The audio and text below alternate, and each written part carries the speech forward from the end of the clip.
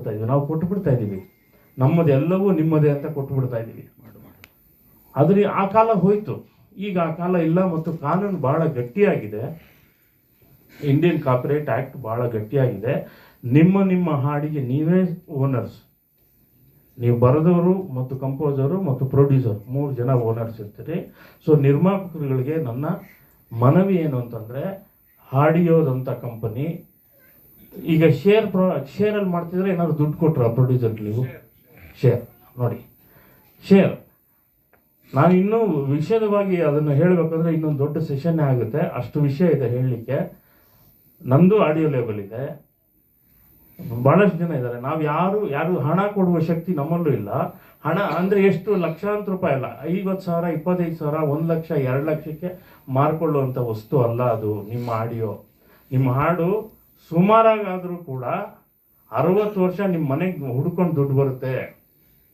60 ವರ್ಷ ನಿಮ್ಮ ಮನೆಗೆ ಹುಡ್ಕೊಂಡು ದುಡ್ಡು ಬರುತ್ತೆ, ನೆನಪಿರಲಿ. ಇದ್ರ ಬಗ್ಗೆ ಇನ್ನೊಂದ್ಸಲ ವಿಶದವಾಗಿ ಮಾತಾಡ್ತೀನಿ, ಇದು ವೇದಿಕೆ ಅಲ್ಲ, ಆದರೂ ಇದು ಹೇಳಲೇಬೇಕಿತ್ತು. ಯಾಕೆಂದರೆ ಆಡಿಯೋ ಕಂಪ್ನಿಯ ಅನೇಕ ಹಾಡುಗಳನ್ನ ನಾನು ಕೇಳಿದ್ದೀನಿ. ಅವರು ತುಂಬ ಏನು ಕಷ್ಟಪಡ್ತಿದ್ದಾರೆ ಗೊತ್ತು, ಎಲ್ಲರನ್ನ ಒಳಗೊಳ್ಳುವುದು.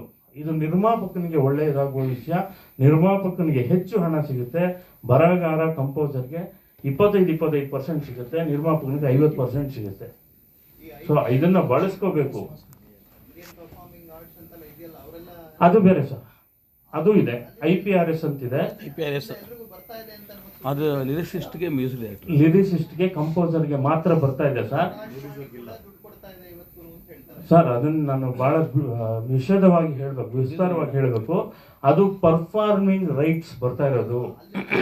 ಪರ್ಫಾರ್ಮಿಂಗ್ ರೈಟ್ಸ್ ಬೇರೆ, ಪರ್ಫಾರ್ಮಿಂಗ್ ರೈಟ್ಸ್ ದುಡ್ಡು ಬರ್ತಿದೆ, ಇಲ್ಲ ಅಂತ ಹೇಳ್ತಾ ಇಲ್ಲ, ಅದು ಬರುತ್ತೆ. ನಿರ್ಮಾಪಕರಿಗೆ ಮಾರ್ಕೋತಾ ಇದ್ದಾರಲ್ಲ,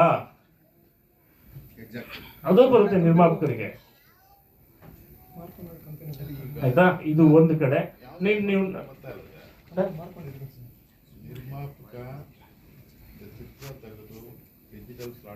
ವಿಡಿಯೋ ಬಗ್ಗೆ ಅದು ಸಪ್ರೇಟ್ ಸೆಷನ್ ಇದೆ, ಇದು ಚರ್ಚೆ ಮಾಡೋ ವಿಷಯ. ನಾನು ಸಂಪೂರ್ಣ ವಿಸ್ತಾರವಾಗಿ ಹೇಳಬಲ್ಲೆ.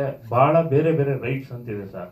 ಮಾಸ್ಟರ್ ರೆಕಾರ್ಡಿಂಗ್ ರೈಟ್ಸ್ ಬೇರೆ, ಪರ್ಫಾರ್ಮಿಂಗ್ ರೈಟ್ಸ್ ಬೇರೆ, ಶೇರ್ ಬೇರೆ, ಇಂಟೆಲೆಕ್ಚುಯಲ್ ಪ್ರಾಪರ್ಟಿ ಬೇರೆ. ಇದು ತುಂಬ ದೊಡ್ಡ ವಿಷಯ ಇದೆ, ಇಷ್ಟು ಸರಳವಾಗಿ ಇಲ್ಲಿ ಹೇಳೋವಂಥದ್ದಲ್ಲ. ಆರಾಮಾಗಿ ನಾನು ಹೇಳ್ತೀನಿ. ಇನ್ನೊಂದು ಪ್ರೆಸ್ ಮೀಟೇ ಮಾಡ್ಕೊಂಡು ಮಾಡಿ ಹೇಳೋಣ. ನೀವೆಲ್ಲರೂ ಪ್ರಶ್ನೆ ಕೇಳಿ, ನನ್ನ ಜೊತೆ ಇನ್ನಷ್ಟು ಜನ ಬರ್ತಾರೆ ಉತ್ತರ ಕೊಡಲಿಕ್ಕೆ. ನನ್ನ ವಿಚಾರ ಏನು ಅಂತಂದರೆ, ನಿಮ್ಮ ಮುಂದೆ ಹೇಳ್ತಾ ಇರೋದು, ನಿರ್ಮಾಪಕರುಗಳು ನಿಮ್ಮ ಹಣವನ್ನು ನೀವೇ ಇಟ್ಟುಕೊಳ್ಳಿ. ಇವತ್ತೊಂದೇ ದಿವಸ 2 ಲಕ್ಷ ತಗೊಂಡು 1 ಲಕ್ಷ ತಗೊಂಡು ಮುಗಿಸ್ಕೋಬೇಡಿ.